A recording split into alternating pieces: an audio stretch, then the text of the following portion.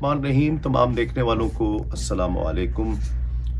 खालिद भाई 43 साल की उम्र में खालिद भाई का इंतकाल हुआ। बहुत से लोग ये सवाल कर रहे हैं और यकीनन तशवीश ये मोहब्बत की वजह से ही है।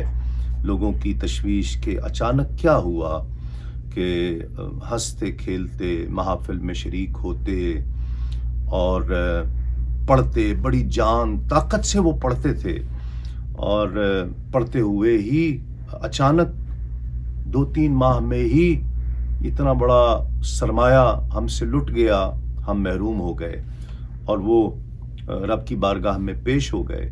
क्या हुआ था अचानक? बहुत से लोग ये सवाल कर रहे हैं। सोशल मीडिया आप जानते हैं कि अफवाहों की आमाजगाह है, वहाँ अफवाहें भी बहुत जन्म लेती हैं। तो मैंने ये ज़रूरी समझा, मैंने जो उनको ट्रिब्यूट पेश किया था उसकी वीडियो आपने देखी होगी, तो मैंने ये ज़रूरत महसूस की कि एक वीडियो उनके लिए और तैयार की जाए जिसमें उनकी जो हालत थी उसका तज़किरा किया जाए। सबसे पहले तो उनको हार्ट का प्रॉब्लम था और वो हार्ट का प्रॉब्लम इस कदर हो गया था कि 2-4 साल पहले एक इंग्लैंड में जब हम इकट्ठे थे तो उन्होंने चेकअप भी करवाया और वहाँ पर भी यही बात आई। अब जब ऑपरेशन करने लगे तो मेरी उनसे बात हुई तो मैंने उनसे जिक्र किया। मैंने कहा आप 2-4 जगह से मज़ीद ओपिनियंस ले लें डॉक्टर्स से।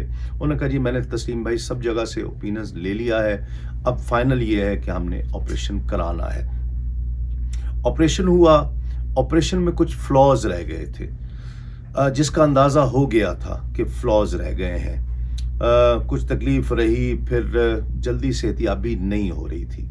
ऑपरेशन के 1 माह के बाद, 1-1.5 माह के बाद ही उनके 1.5-2 माह के बाद समझ लीजिए कुछ अरसा, इंतकाल से कुछ अरसा पहले उनके भांजे का इंतकाल हुआ जिसका उन्होंने बहुत स्ट्रेस लिया और वो स्ट्रेस जो है वो ब्लड प्रेशर शूट करने का बाइस बना।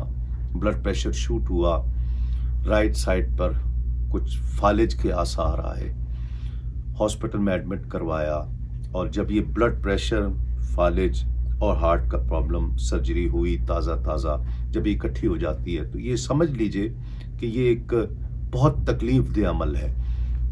ब्रेन हैमरेज हो गया और ब्रेन हैमरेज फिर जानलेवा साबित हुआ।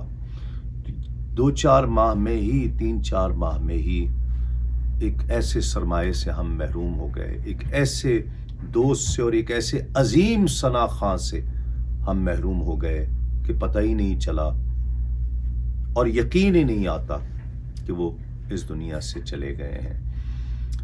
लेकिन देखिए कि अल्लाह के महबूब के दीवाने का होश किस तरह से कायम रहा कि जाते जाते भी उनकी ज़ुबान पर कलमा जारी था।